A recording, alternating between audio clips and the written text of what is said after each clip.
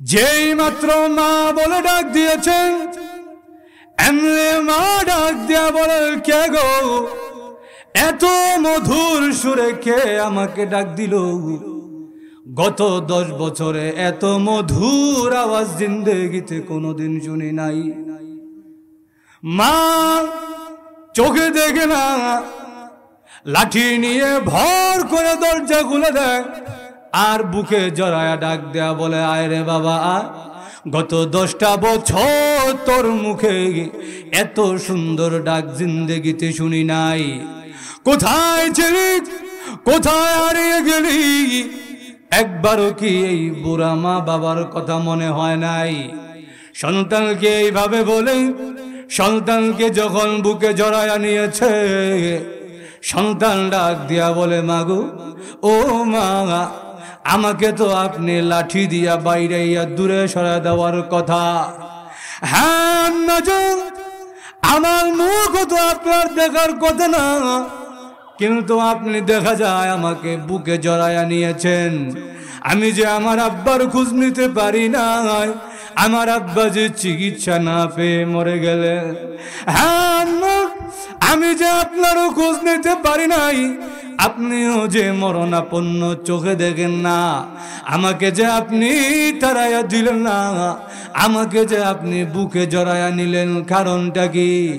মা ডাক দিয়া বলে, সন্তান তোমাকে 10টা মাস পেটে ধারণ করেছি, তোমাকে প্রসব করেছি, প্রসব বেদনা সহ্য করেছি, তোমাকে 2টা বছর বুকের দুধ খাওয়াইছি, কত কষ্ট তুমি আমাকে দিয়েছো।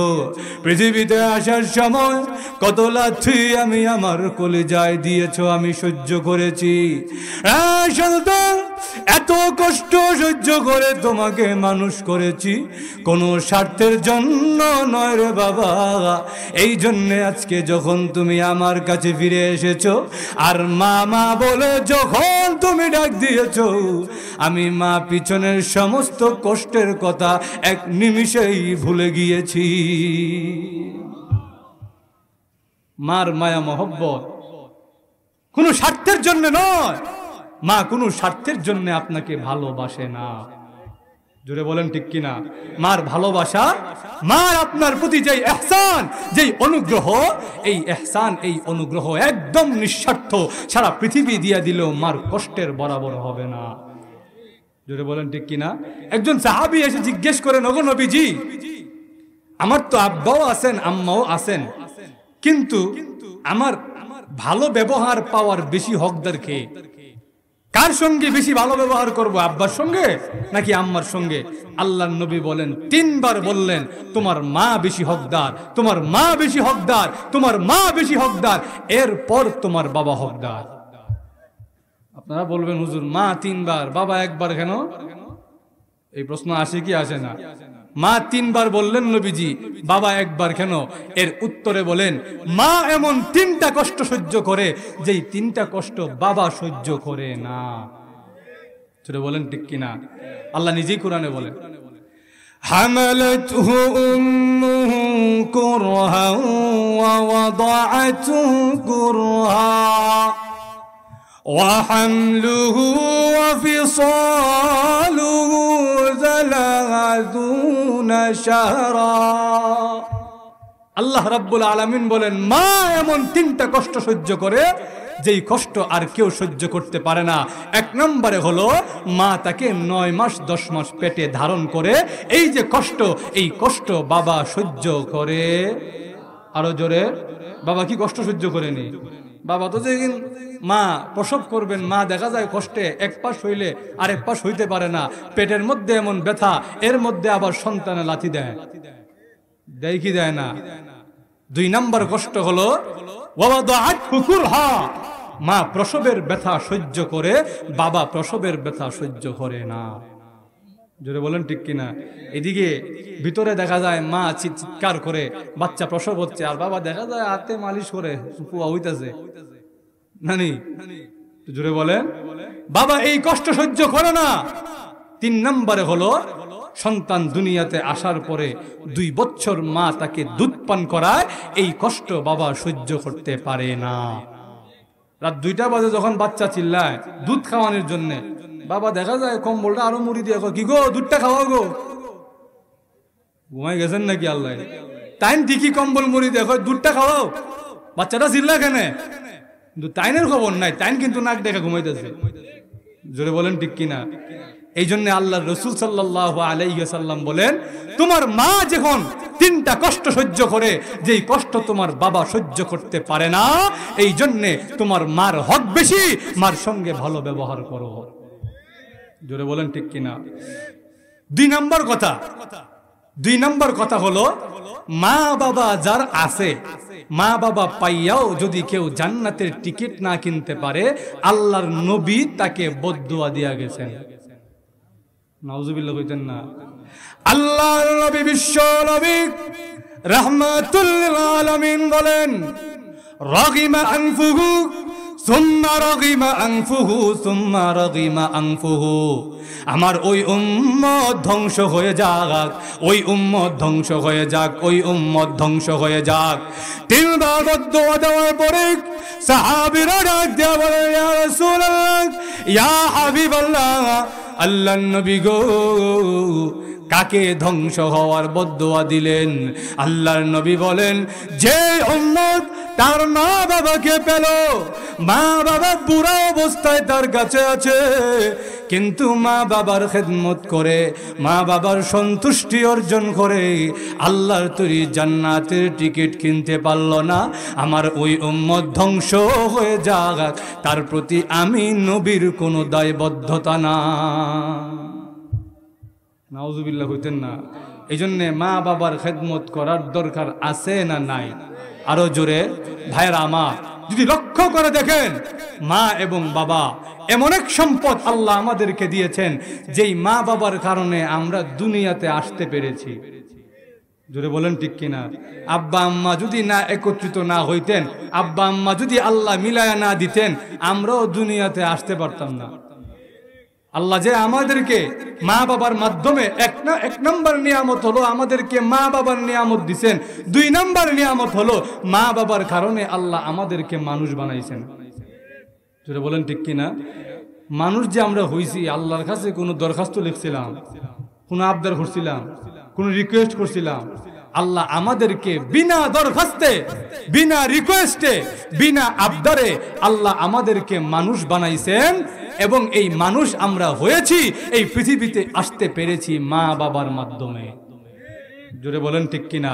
এই জন্যে এই কথাটা মনে রাখবেন, আল্লাহর নবী, বিশ্ব নবী রাহমাতুল লিল আলামিন, তিনি বলেছেন, তোমার মা বাবা যদি থাকে, মা বাবা থাকা অবস্থায় যদি মা বাবার খেদমত করে, মা বাবার সন্তুষ্টি অর্জন করে জান্নাতের টিকিট কিনতে না পারো, তুমি ধ্বংস হয়ে যাও, আমি নবীর কোনো দায়বদ্ধতা নাই।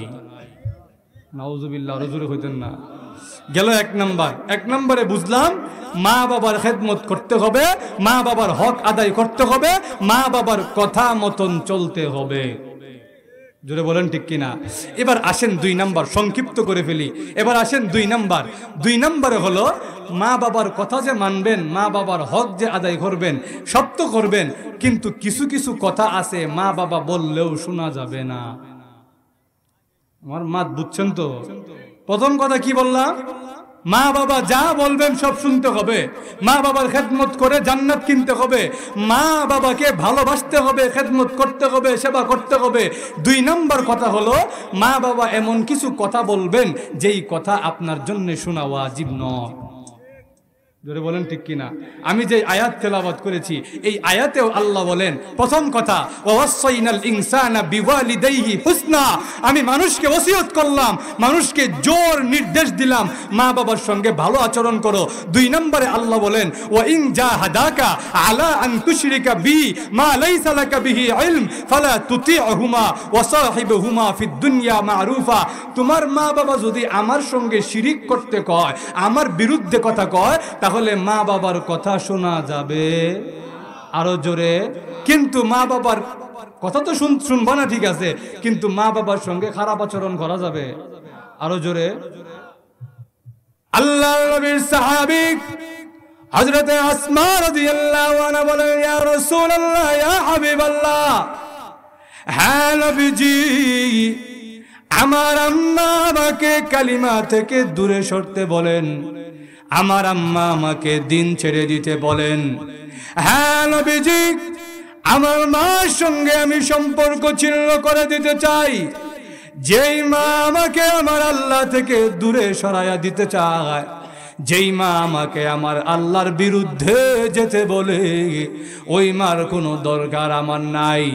আল্লাহর নবী, বিশ্ব নবী রাহমাতুল আলামিন বলেন, আসমারে তোমার মা যখন তোমাকে আল্লাহর সঙ্গে শিরিক করতে বলে, মার কথা শোনা যাবে না, কিন্তু মার কথা না শুনে মার সঙ্গে কোনো খারাপ আচরণও করা যাবে না। জোরে বলেন ঠিক কিনা? হযরত সাদ বিন আবি ওয়াক্কাস রাদিয়াল্লাহু আনহু, উনি যখন কালিমা পড়ে মুসলমান হয়ে গেছেন, উনার মা কয়, সাদ তুই এমন কি ধর্ম গ্রহণ করলি, তোর ধর্মের নাম শুনলেই আমার খাইজানি উড়ে। এমন খাইজানিওয়ালা লোক আমরা সমাজে এখনো আছে না নাই? আরো জোরে দেখবেন, সব ঠিক আছে কিন্তু ধর্মের নাম শুনলেই আর খাইজানি উড়ে। এতে বোঝা যায় ধর্ম এদের হালুয়া রুটির মধ্যে বাধা দেয়। জোরে বলেন ঠিক কিনা? ধর্মে হালুয়া রুটি বাধা দেয় কেমনে? মুনাফিকরা যখন শুনছে নবীজি কইছে মান ক্বালা লা ইলাহা ইল্লাল্লাহ দাখালাল জান্নাহ, যে বলবে লা ইলাহা ইল্লাল্লাহ জান্নাতে প্রবেশ করবে। আর জান্নাতের নাজ নিয়ামতের কথা যখন নবীজি বর্ণনা করে, মুনাফিকরা কয় জান্নাতে যাওয়ান কত সহজ রে, খালি লা ইলাহা ইল্লাল্লাহ কইলাম জান্নাতে গেলাম গা। জোরে বলেন ঠিক কিনা? এরপর দেখে আল্লাহ আয়াত নাজিল করে, ও মুমিনরা এখন থেকে নামাজ পড়া লাগবে, ও মুমিনরা এখন থেকে রোজা রাখা লাগবে, ও মুমিনরা এখন থেকে বেগানা নারীর দিকে চাওয়া যাবে না, ও মুমিনরা এখন থেকে মদ খাওয়া যাবে না।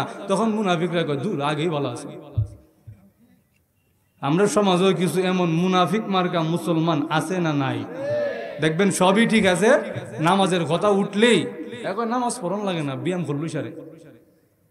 এমন আছে না নাই?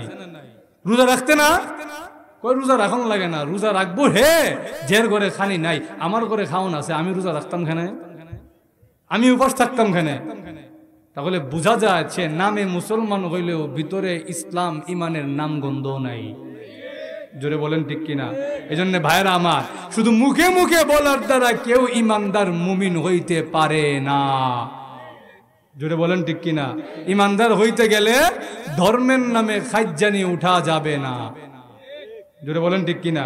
দেখা যায় সবই মানে, আবার কিছু মুসলমান আছে এমন ইসলামের যেটা তার সুবিধা মতো মিলে এটা মানে, যেটা সুবিধা হয় না এটা মানে না।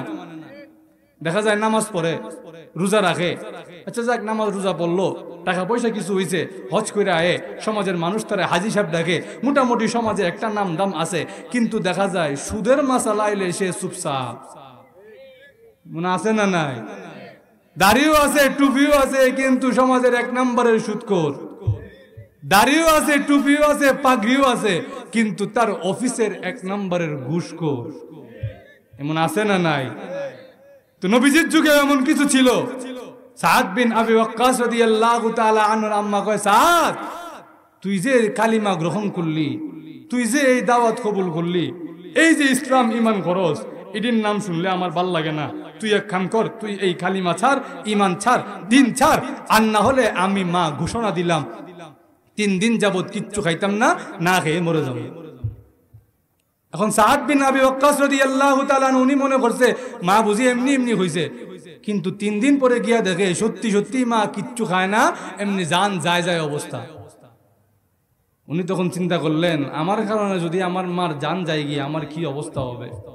ভিতরে একটু নরম হয়ে গেছে, কিন্তু তাৎক্ষণিক ওনার মনে হলো আমার মা আমাকে যেই পথে যাওয়ার নির্দেশ দেয় ওই পথে গেলে মা খুশি হবে, কিন্তু আল্লাহ এবং তার রসুল নারাজ হবে। জোরে বলেন ঠিক কিনা? এবার গেছে মার কানে কানে কিছু একটা বলবে, মা মনে করছে যাক আমার পুয়া আমার কাছে ফিরে আইছে, দিন ধর্ম ছেড়ে দিছে। কিন্তু সাদ বিন আবি ওয়াক্কাস রাদিয়াল্লাহু আনহু কি বলে বলতাম নেই, অসুবিধা হইতাছে আপনাদের?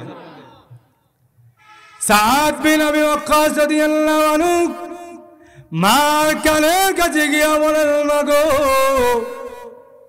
আল্লাহ রাব্বুল আলামিন যদি আপনাকে 100টা জীবন দান করতেন, আর ওই প্রত্যেকটা জীবনও যদি আপনি না খেয়ে খেয়ে নষ্ট করতেন, তথাপিও আমি সাদ একটা মুহূর্তের জন্যও ঈমান হারা হইতাম না। মা কয় আমি ভাবলাম কি আর এ হইল কি, এবার কয় না বুঝছি, আমি না খেয়ে মরে যাবো, কিন্তু আমার পুয়া দিন ছাড়তো না। জোরে বলেন ঠিক কিনা? এবার তার ভাই আছে একজন আম্মার, ওকে বলে এ কিরে কই আসোস, আমার মুখে খাওন তুইলা দে। তাহলে ভাইরা আমার, যেই কথাটা বুঝাইতে চাই, আমাদের সমাজেও অনেক মা আছে দিনদার, ইসলাম ইমান বুঝে, কিন্তু মাঝে মাঝে এমন কথা কয় যেই কথা শুনলে, মার যেই কথা অনুযায়ী চললে আমার আল্লাহ এবং তার রসুল নারাজ হবে। যদি বলেন ঠিক কিনা? দেখা যায় না মজা পড়ে, রোজাও রাখে, কিন্তু পুয়ার দেখা যায় বাচ্চা কাচ্চা হয় না, পুয়ারে গিয়া কয় বাজান রে যা মাজারও গিয়া দড়ি বান্ধে তোর বাচ্চা হইব না। এমন কয় কি হয় না? মার কথা শুন না গিয়া কি মাজারের দড়ি বান্ধে আসা যাইব? বাবার কাছে গিয়া সন্তান চাওয়া যাবে? পিসাবের কাছে গিয়া চাওয়া যাবে? আচ্ছা বলেন তো দেখি, আল্লাহ যদি আপনাকে না দেয়, সারা দুনিয়া মিলে গেলেও কি আপনাকে কেউ দিতে পারবে? আরো জোরে। আর আল্লাহ যদি বলে আমি তোমাকে দিব, সারা দুনিয়া এক হইলেও আপনার কাছ থেকে কেউ ফিরাইতে পারবে না। আবু তালেবের মরণের সময় নবীজি তার পাশে বসা, গিয়া কয় চাচা আপনি সারা জীবন আমাকে কত সাহায্য করলেন, এখন যদি আমি গিয়া দেখি আপনি জাহান্নামের আগুনে জ্বলেন, আমি সহ্য করতে পারবো না। আপনি শুধু কালিমাটা পড়েন, কাউকে বলবো না আপনি যে মুসলমান হয়েছেন, কারো সামনে আপনার নাক কাটা যাবে না, কারো সামনে আপনি নিচু হবেন না, কিয়ামত পর্যন্ত কেউ জানবে না আপনি যে মুসলমান হয়েছিলেন, শুধু কালিমাটা পড়ে মুসলমান হয়ে যান। চাচা কয় না না, ভাতিজার ধর্ম গ্রহণ করমু, বাপ দাদার ধর্ম ছেড়া দিমু, এত নিচু আমি এখনো হইছি না। চাচা আমি কালিমাটা পড়ি, আপনি শুধু মুখটা নাড়ান। সুবহানাল্লাহ হইতেন না? চাচার প্রতি কত মায়া, উম্মতের প্রতি কত মায়া আর দরদ। চাচা আমি কালিমাটা পড়ি, আপনি মুখটা নাড়ান, এরপরেও আল্লাহর কাছে সুপারিশ করতে পারবো। চাচা এবার কয় ভাতিজা আন্নারু খায়রুম মিনাল আর, সমাজের মানুষের কাছে লাঞ্ছিত হওয়ার চাইতে জাহান্নামের আগুনে জ্বলা ভালো। যখন না নাউযুবিল্লাহ। আল্লাহর নবী, বিশ্ব নবী রাহমাতুল আলামিন চোখের পানি ছেড়ে দিয়ে কাঁদলে, আমার চাচা কিয়ামতের দিন জাহান্নামের আগুনে জ্বলবে, আমি মুহাম্মদ কেমনে সহ্য করতাম? আল্লাহ রাব্বুল আলামিন আয়াত নাযিল করে দিলেন, ইন্নাকা লা তাহদি মান আহবাবতা ওয়ালাকিন্নাল্লাহ ইয়াহদি মান ইয়াশা।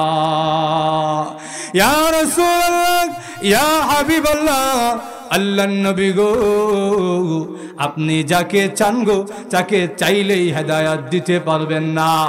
আপনি যাকে ভালোবাসেন, যাকে মহব্বত করেন গো, তাকে চাইলে আপনি হেদায়েত দিতে পারবেন না। আল্লাহ রাব্বুল আলামিন যাকে চায় তাকে নিজ গুণে মহান আল্লাহ হেদায়েত দান করেন। দেখুন সুবহানাল্লাহ। আল্লাহ যাকে চায় তাকে আল্লাহ এমনি হেদায়াত দেয়, আর আল্লাহ যদি না চায় আপনি যতই মহব্বত করেন না কেন হেদায়াত দিতে পারবেন? আরো জোরে।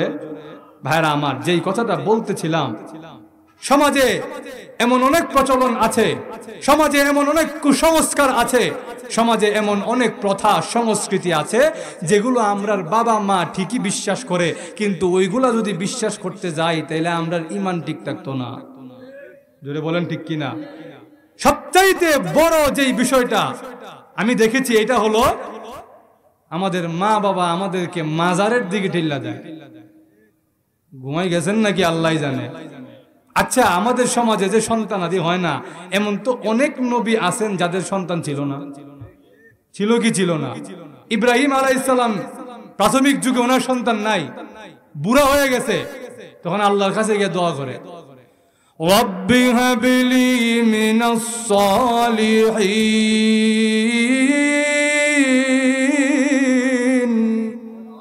আল্লাহ আপনি আমাকে নেককার সন্তান দান করেন।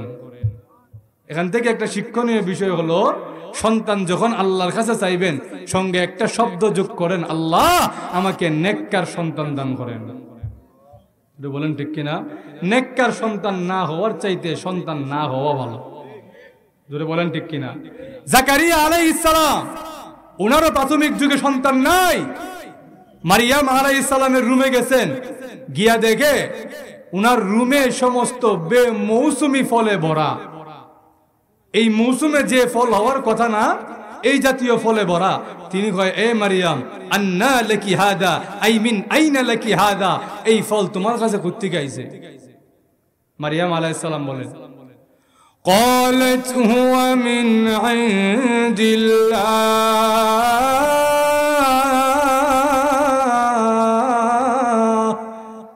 মারিয়াম আলাইহিস সালাম কয়, এগুলো যদিও আমার রুমে এখন আসার কথা নয়, কিন্তু এই বেমৌসুমি ফল বেমৌসুমে আল্লাহ আমাকে দান করেছেন। জাকারিয়া আলাইহিস সালাম কয়, হ্যাঁ, আল্লাহ যদি বেমৌসুমে ফল দান করতে পারেন, তাহলে তো আমারও এখন বাচ্চা দেওয়ার মৌসুম নাই, তাহলে তো আল্লাহও আমাকে বেমৌসুমে বাচ্চা দান করতে পারেন। জোরে বলেন ঠিক কিনা? ওই জায়গায় দাঁড়িয়েই জাকারিয়া আলাইহিস সালাম দোয়া করলেন, আল্লাহ হুনালিকা দাআ জাকারিয়া রাব্বা ক্বালা রাব্বি হাবলি মিন লাদুনকা যুররিয়াতান তাইয়্যিবা।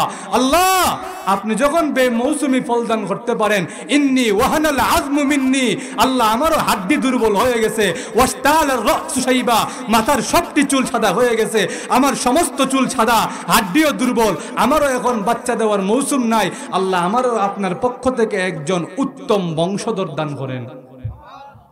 আল্লাহ রাব্বুল আলামিন ওনাদের দোয়া কবুল করছেনি। আরো জোরে, ইব্রাহিম আলাইহিস সালামকে নেককার সন্তান দিছেনি। আরো জোরে, কেমন নেককার সন্তান? ওই বাচ্চা যখন হাত্তা ইযা বালাগা মাআহুস সা'য়া, বাবার সঙ্গে বাবার আঙ্গুল ধরে ধরে চলার মতন বয়স হয়েছে, এমন সময় আল্লাহ রাব্বুল আলামিন ডাক দিয়া বলেন, হে ইব্রাহিম, তোমাকে আমি আল্লাহ যেই নিয়ামত দান করেছি, যেই সন্তান তোমাকে দান করেছি, ওই সন্তান আমি আল্লাহর রাস্তায় কোরবানি করে দাও। আমি আল্লাহ তোমাকে পরীক্ষা করলাম, তোমার ভালোবাসা আমার জন্য কতটুকু মজবুত। এই শেষ বয়সে তোমাকে যেই সন্তান দান করেছি, ওই সন্তান আমি আল্লাহর রাস্তায় দান করে দাও, কোরবানি করে দাও। ইব্রাহিম আলাইহিস সালাম তার ছোট্ট বাচ্চা ইসমাঈল আলাইহিস সালামের কাছে গিয়া বলেন, ইয়া বুনাইয়া, ও আমার কলিজার টুকরা সন্তান, আমি স্বপ্নে দেখেছি আল্লাহ রাব্বুল আলামিন আমাকে আদেশ করেছেন তোমাকে যেন আল্লাহর রাস্তায় বিলীন করে দেই, কোরবান করে দেই। ইসমাঈল আলাইহিস সালাম তার এখনো বুঝ হওয়ার কথা না, কিন্তু আল্লাহ রাব্বুল আলামিন এমন এক বুঝ তাকে দান করেছিলেন। ওই ছোট্ট বাচ্চা ডাক দিয়া বলে, ইয়া আবাতি ফাআল মা তুমার সাতাজিদুনি ইনশাআল্লাহু মিনাস সাবিরিন। ওই ছোট্ট বাচ্চা ডাক দিয়া বলে, আব্বা, আল্লাহ আপনাকে যেই আদেশ করেছেন ওই আদেশ আপনি পালন করে ফেলেন। আমি ছোট্ট বাচ্চা ইসমাইলের কথা চিন্তা করেন না, আল্লাহ যদি চায় গো আমি ছোট্ট বাচ্চা ইসমাইল ধৈর্য ধারণ করব। তাহলে আল্লাহ চাইলে দিতে পারেনি।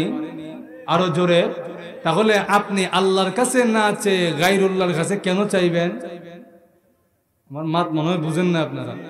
আল্লাহ যখন দিতে পারেন, আল্লাহ যদি না দেয় কারো দেওয়ার সামর্থ্য নাই, আল্লাহ যদি না দেয়, আল্লাহ যদি দেয় আটকানোর সামর্থ্য নাই, তাহলে আপনি আল্লাহর কাছে না চেয়ে গায়রুল্লাহর কাছে কেন চাইবেন? জোরে বলেন ঠিক কিনা?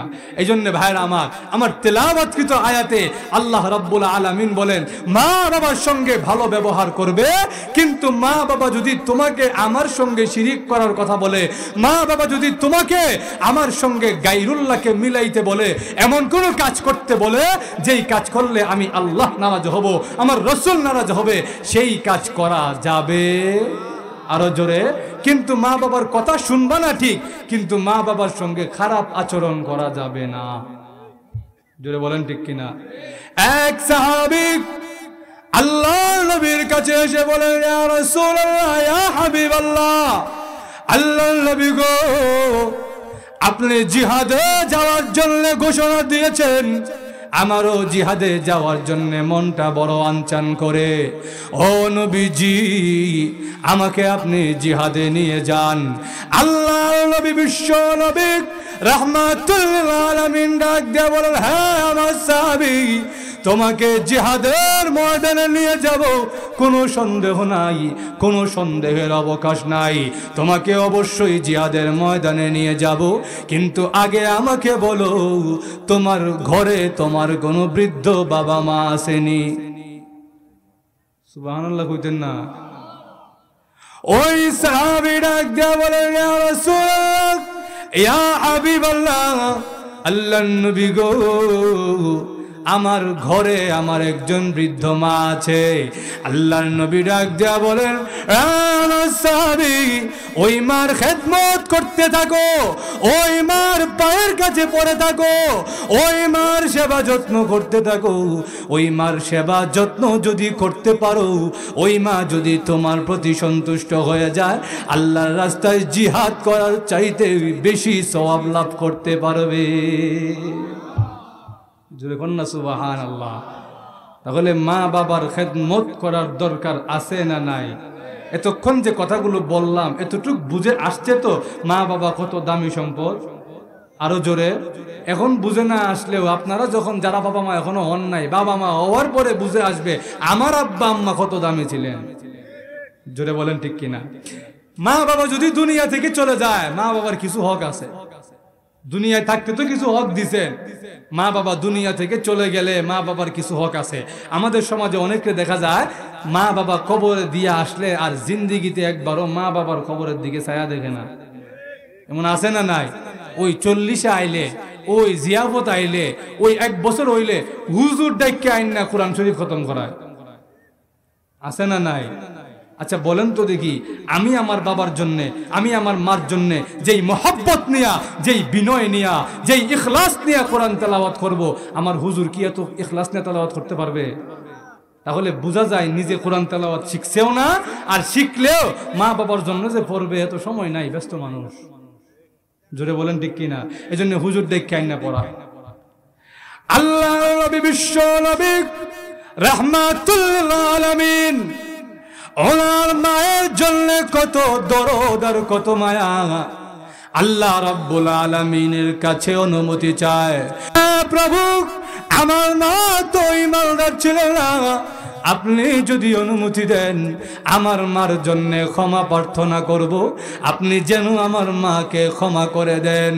আল্লাহ রাব্বুল আলামিন ডাক দিয়ে বলেন, ও নবীজি, মা কানা লিন-নবিয়্যি ওয়াল্লাযীনা আমানু আইয়াস্তাগফিরু লিল-মুশরিকিন ওয়ালাউ কানু উলি কুরবা।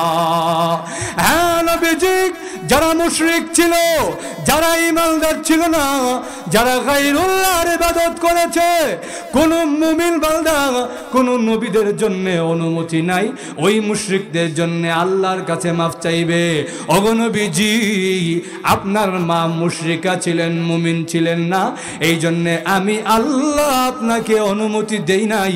আপনি আপনার মায়ের জন্য আমার কাছে অনুমতি পাবেন না, আমার কাছে ক্ষমা প্রার্থনা করার জন্য। হ্যাঁ নবীজি, আপনাকে আমি আল্লাহ অনুমতি দিলাম, আপনি সর্বোচ্চ আপনার মায়ের কবরটা জিয়ারত করতে পারবেন।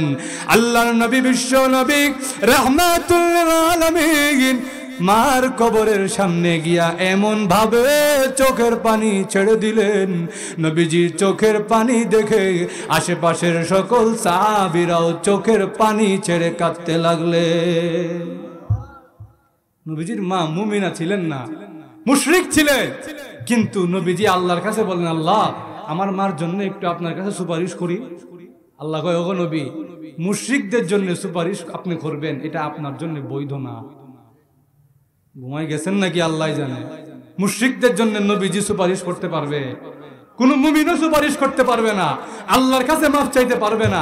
সর্বোচ্চ আপনি আপনার মার কবরটা জিয়ারত করতে পারেন। আল্লাহ নবী বিশ্ব নবী রাহমাতুল লিল আলামিন মার জন্য মাফ চাইতে পারলেন না। মার কবরের সামনে গিয়ে এমন বিকল ভাবে কান্নাকাটি আরম্ভ করলেন। সকল সাহাবীরাও চোখের পানি ছেড়ে কান্না আরম্ভ করলেন। আল্লাহর নবী সাহাবীদেরকে ডাক দিয়া বলেন, ও সাহাবীরা, তোমরাও বেশি বেশি কবর জিয়ারত করো। কবর জিয়ারত করলে মরণের কথা ইয়াদ হয়, কবর জিয়ারত করলে মরণের কথা স্মরণ হয়। আর কোন বান্দা বান্দিক যদি তার মা বাবার কবর জিয়ারত করে, ওই মা বাবার কবরের সামনে গিয়া যখন সালাম দেয়, আসসালামু আলাইকুম ওয়া রাহমাতুল্লাহ, ওই মা বাবার কাছে সালামের সওয়াব পৌঁছানোর সাথে সাথে ওই মা বাবার সামনে ওই সন্তানের ছবি ঝুলাইয়া দেওয়া হয়। তোমার ওই সন্তান তোমাকে সালাম দিছে, তখন মা কয়, আল্লাহ, আমার সন্তান দুনিয়াতে আমার হক দিছে না, আমারে খুশি করতে পারছে না, আমারে বড় কষ্ট দিছে, আমার খেয়াল রাখে নাই, আমার চিকিৎসা করায় নাই, ধুকে ধুকে আমি মরে গেছি। কিন্তু আল্লাহ এখন যে সালাম দিছে, আমার কবরে তো সওয়াব করার কোনো কাজ নাই, আমার ইবাদত করার সুযোগ আছে কবরে আরো জোরে, কিন্তু আমার যে সালাম দিছে, আমার কবরের সামনে দাঁড়ায় যে 3 বার কুল হুয়াল্লাহ পড়ছে, আমার কবরে যে সওয়াব আইছে, আমার দিলটা খুশি হয়ে গেছে।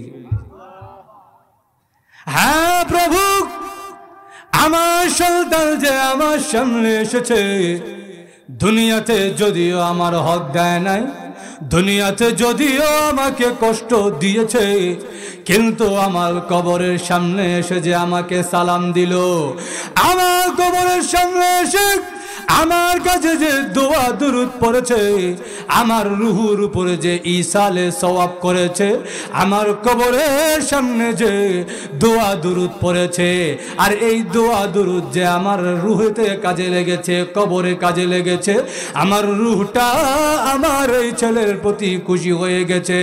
হ্যাঁ প্রভু, আমি যখন আমার ছেলের প্রতি খুশি হয়ে গেছি, আপনি মহান আল্লাহ আপনার বান্দার প্রতি রাজি খুশি হয়ে যায়।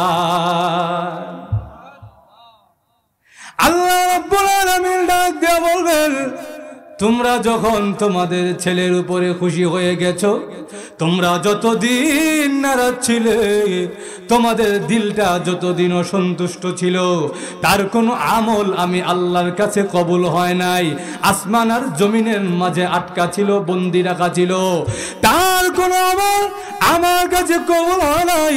কিন্তু তোমরা যখন খুশি হয়ে গেছো, আমি আল্লাহরও আর কোনো রাগ গোসা নাই, আমি আল্লাহ আমার বান্দার প্রতি খুশি হয়ে গেলাম। এই জন্য মা বাবার ইন্তেকালের পরে মা বাবার কবর জিয়ারত করতে হবে কি হবে না? আরো জোরে দেখেন, ওলামাই কেরামকে ডেকে এনে তো আপনি দোয়া করাবেনই, ওলামাই কেরামকে দিয়ে তো আপনি কোরআন শরীফ পড়াবেনই, কিন্তু আপনি আপনার মা বাবার জন্য নিজে কি করছেন? আমার মা মনে হয় বুঝেন না। আপনার আলেম ডেকে এনে আপনি দোয়া করাইছেন, মাদ্রাসার হাফেজ সাহেব ডেকে এনে খতম পড়াইছেন, কিন্তু আপনি নিজে আপনার মা বাবার জন্য কি করছেন? জোরে বলেন ঠিক কিনা? আপনি নিজে কি একবার দোয়া দুরূদ পড়ছেন? আপনি কি একবার কবরের সামনে দাঁড়ায়া সালাম দিছেন, আসসালামু আলাইকুম ইয়া আহলাল কুবুর মিনাল মুসলিমিন ওয়াল মুমিনিন আনতুম লানা সালাফুন ওয়া নাহনু লাকুম তাবিউন ওয়া ইন্না ইনশাআল্লাহু বিকুম লাহিকুন ইয়ারহামুল্লাহুল মুস্তাকদিমিন মিনকুম ওয়াল মুস্তাখিরিন। এইভাবে কি আপনি কোনোদিন সালাম দিছেন? আরো জোরে। তাহলে আপনার মা বাবা যে আপনার জন্য এত কষ্ট করলো, তাহলে কি ফায়দাটা হইল? আমার কথা বুঝেন তো আপনারা? তাহলে ভাইয়ারা আমার, সব সময় নিজের মা বাবার জন্য দোয়া করা, মা বাবার কবর জিয়ারত করা, কবরের সামনে নিজে যতটুকু পারেন দোয়া দুরূদ পড়া, চোখের পানি ছেড়ে আল্লাহর কাছে বলা, আল্লাহ আমার মা বাবার জিন্দেগীর গুনাহ মাফ করে দেন, আমি যেই ইবাদতগুলো করেছি এই ইবাদতের সওয়াব আমার মা বাবার কবরে আপনি ইসাল করে দেন, পাঠায়া দেন। এইভাবে যদি দোয়া করতে পারেন, আল্লাহ রাব্বুল আলামিনও আপনার প্রতি খুশি হয়ে যায়, আপনার মা বাবার রুহটাও আপনার প্রতি খুশি হয়ে যায়। এই জন্য ভাইরা আমার, জীবনের প্রত্যেকটি পরতে পরতে স্তরে স্তরে মা বাবার দোয়া নেওয়ার দরকার আছে না নাই? আরো জোরে ভাইরা আমার, সবসময় খেয়াল রাখবেন আব্বা আম্মার মনে যেন কোনো কষ্ট না যায়। ফালা তাকুল লাহুমা উফ, আল্লাহ বলছেন তোমার মা বাবাকে উফ শব্দটাও কইও না। ছোটবেলায় দেখা গেছে আপনি এমন অনেক প্রশ্ন করছেন যেই প্রশ্ন আরেকজনে শুনলে বিরক্ত হইছে, কিন্তু আপনার আব্বা খালি খুশি হইছে। আমার মা বুঝছেন না মনে হয়। আপনার আব্বা যখন আপনারে খুলে বের হইছে, বাইরে উঠানে বসে রোদ পোহায়, হঠাৎ করে আপনি গাছের দিকে তাকায়, এখন আব্বা গাছে ওইটা কি দেখা যায়? আপনি বললেন আব্বু ওটা কাক। কিছুক্ষণ বাদে আপনার ছেলে আবার কয় আব্বু গাছে ওটা কি দেখা যায় কালো রঙের? আপনি তখন আরো খুশি হয়ে গেলেন, আব্বু এটা ছিল না, এটা কাক। ঘুমাই গেছেন নাকি আল্লাহ জানে। কিছুক্ষণ পরে আবার দেখা যায়, আপনি কোন আব্বু গাছের পাতা এটা কি বসে রয়েছে আমি চিনি না। তখন আপনি আরো উঙ্গা চুমা দিয়ে এখন আল্লাহ আমার ছেলে যে কথা কইতে পারে, আমার ছেলে যে জিগাইতে পারে, আপনি আরো মায়া করে এখন আব্বু এটা কাক। কাক দেখতে এমন হয়, দেখে রাখো, চিনে রাখো। পাশের থেকে আপনার আব্বারটা কয় এত প্রশ্ন করে কেন, এটা হয় কি হয় না? কিন্তু আপনি বাবার কথায় কান দেন না, আপনি মনে মনে খুশি। ছেলেরে আরো উঙ্গা চুমা দেন। মানুষেরে কি এখন আমার ছেলে জিগাইছে আজকে আমারে আব্বু এটা কি, আমার ছেলে কাক কইতে পারে, আমার ছেলে জিগাইতে পারে। কিন্তু বুড়া বয়সে আপনার আব্বারও আপনি উড়ানে বয়ে রয়েছেন, আপনার আব্বা এবার উল্টা হয়ে গেছে কি, আপনার আব্বা আপনারে জিগায় বাজান রে ওই বাড়ির উড়ানে টিনের চালে এটা কি দেখা যায়? আপনি এখন আব্বা এটা খাওয়া। কিছুক্ষণ বাদে আবার কয় বাজান এটা কি দেখা যায় রে? আপনি এখন আর একটু আগে না কইলাম এটা খেতে, এটা খাওয়া। কিছুক্ষণ বাদে যখন আবার জিগায় বাপজান এটা কি দেখা যায় টিনের মধ্যে? দেখি না তো চোখে। এমনি আপনি ওইটা কন বুড়া হইছো না শয়তানের গুড়া হইছো আল্লাহ জানে। এমন হয় কি হয় না? বাবা একটু দুইটা কথা বেশি কইলে আপনার বিরক্ত লেগে যায়। পারিবারিক মিটিং এ বাবা একটা কথা বললে আপনি কোন তুমি তসবিলে মসজিদে যাওছেন, তুমি অত কথা কও কেন? এ কথা কয় কি কয় না? সাবধান সাবধান। যদি এইভাবে বলেন আর আপনার আব্বা আম্মা যদি আপনার প্রতি নারাজ হয়ে যায়, মুখ দিয়ে আহ শব্দটা বের হয়ে যায়, আল্লাহ যেই শব্দটা বলছেন ওই শব্দটা যদি বের হয়ে যায় উফ, আল্লাহ বলছেন উফ। আমরা সমাজে দেখা যায় রাস্তা দিয়ে হাঁটলে একটু পায়ে কাটা লাগলেই উফ উফ কইনি, তাহলে বোঝা যায় সামান্য আঘাত লাগলেই উফ বের হয়। আমার মা বুঝেন কিনা আল্লাহ জানে। উফটা কি খুব বেশি আঘাত দিলে বের হয়? টুকনি দিলে উফ বের হয়, জোরে হাতুড়ি দিয়ে বাড়ি দিলে উফ বের হয়। ওটার সময় তো ও মা গো ও বাবা গো করেছিল।